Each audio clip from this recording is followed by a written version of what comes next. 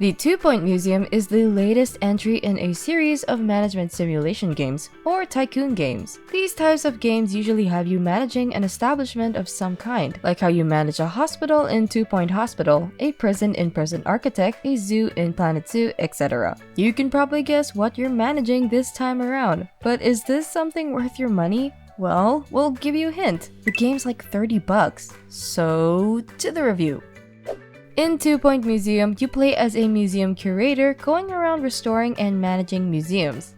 And yeah, that's it. I mean, for these types of games, you don't necessarily need a story full of twists, turns, love, and betrayal. Although, color me impressed if they can pull something off like that. These games are usually all about the gameplay, and honestly, 2-Point Museum really hits the nail right on the head with this one, with an engaging gameplay loop that will capture management game fans for hours. So, buckle up, you're spending the night at the museum.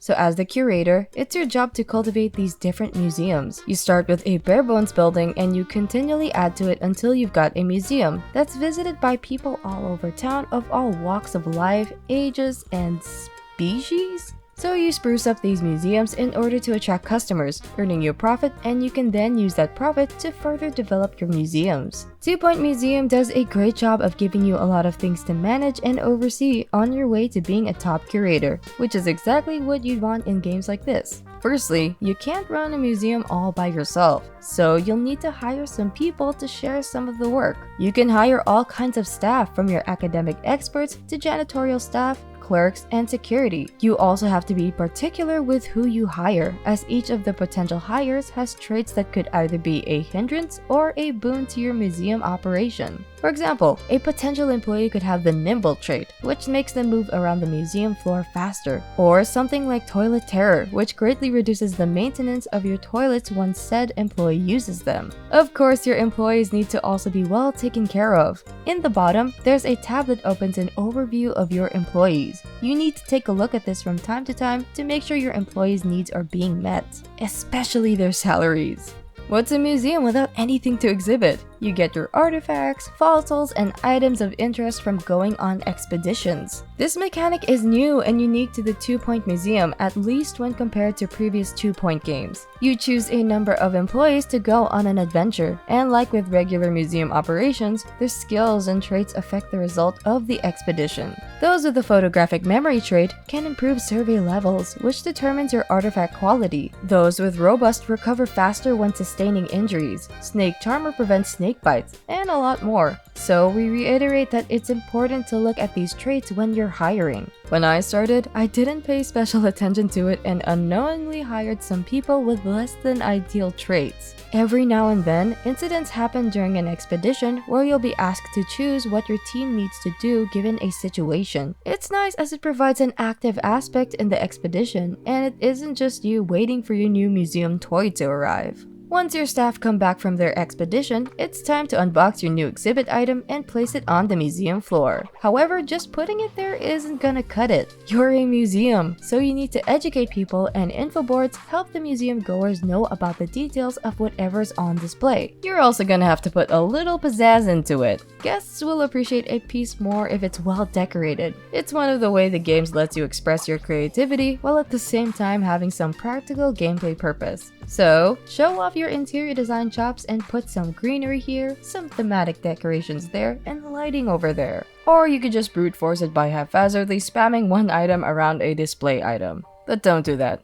That's unhinged. Specific exhibit items also have certain conditions that need to be met so that they can reach their maximum buzz potential. Some items need a specific decoration to be placed near them, while others need a certain type of exhibit. You will also be given the option to put a guided tour, where an expert is assigned to explain a set of exhibit pieces. It's up to you to decide which items the tour will feature. The quality of the tour is determined by how in-theme the tour is, how long it is, how far away these items are from each other, etc. It's an engaging part of museum management as it requires you to know your pieces, as well as require you to think of exhibit piece placements as well. The more you go on expeditions, the more expedition areas you can unlock. New expedition areas have certain unlock conditions. Some areas require a staff member to have a certain skill. Some areas require a specific item. Some areas unlock when you've unearthed specific artifacts or fossils, and so on. But how do you get these skills or items?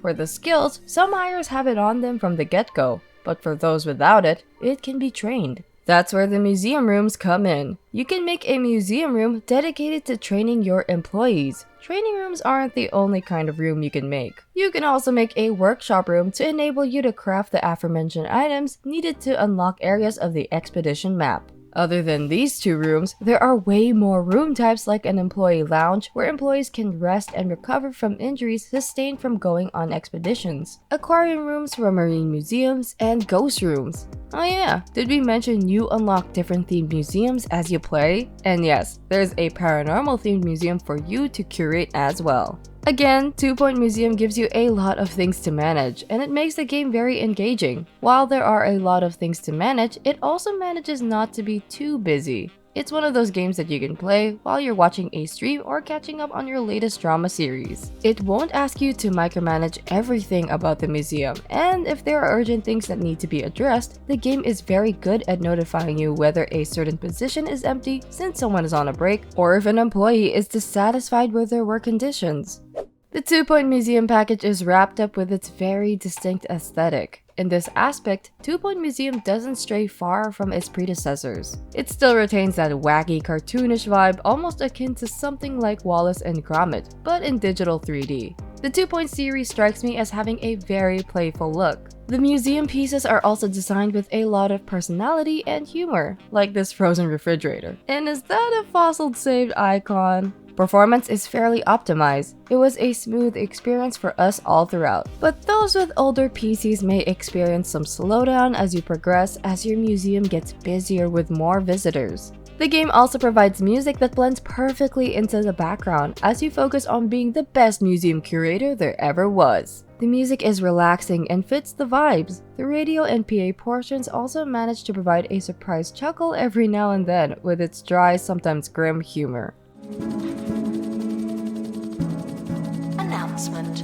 The museum has a new exhibit, but we don't know what it is yet.